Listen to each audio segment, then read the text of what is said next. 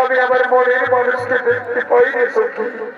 আর সখী গো, আজ আমি আমার মনের মানুষকে আজ আমি মনেটা আমি ভালোবেসে ফেলেছি সখী। আর সখী গো, আজ আমি করবো আমার মনের মানুষের আরাধনা। ও সখী বলো, সখী বলো, তোমার সেই মনের মানুষ দেখতে কেমন? ওরে সখী গো, আজ আমার মনের মানুষ দেখতে কেমন আমি তো তোমাদের কিছুতেই বলতে পারবো না সখী।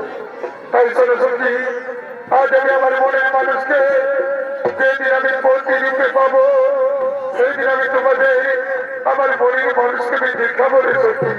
তাই যাও সখী যাও, এখন আমি আমার মনের মানুষকে আমি কাছে পাওয়ার জন্য আমি করবো তার কঠোর আরাধনা। তাই সখী রে যাও, তোমরা তোমাদের নিজ গৃহে ফিরে যাও, তোমরা তোমাদের নিজ গৃহে ফিরে যাও।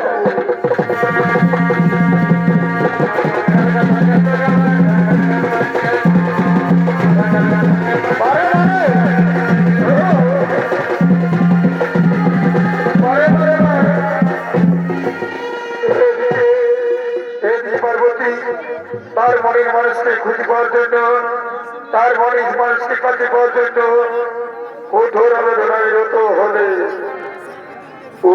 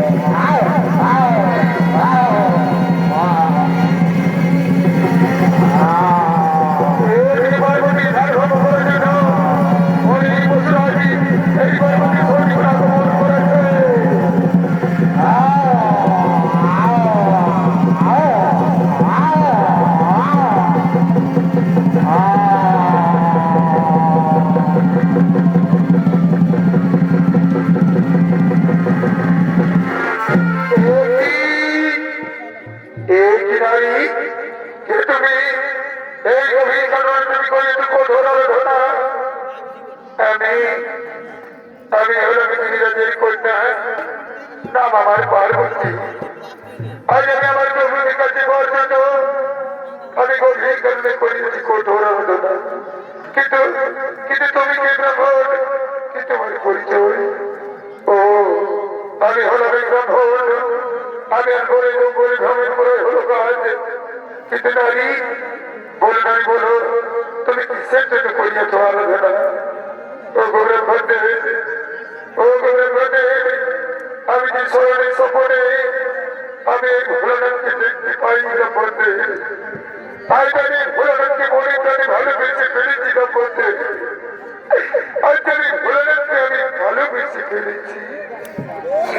নারী তুমি কি কথা বলছো নারী? এই পৃথিবীতে এত সুন্দর সুন্দর পুরুষ থাকতে একটা খাই ভর্সনা খায় তুমি ভোলানাথকে ভালোবেসে ফেলেছ। না না না না, এ হতে পারে না। তুমি রাজার কন্যা, দেখে রাজার কন্যা হয়ে তোমার এটা স্বভাব হয় না রাজকন্যা। তাই যাও না রাজকন্যা, তুমি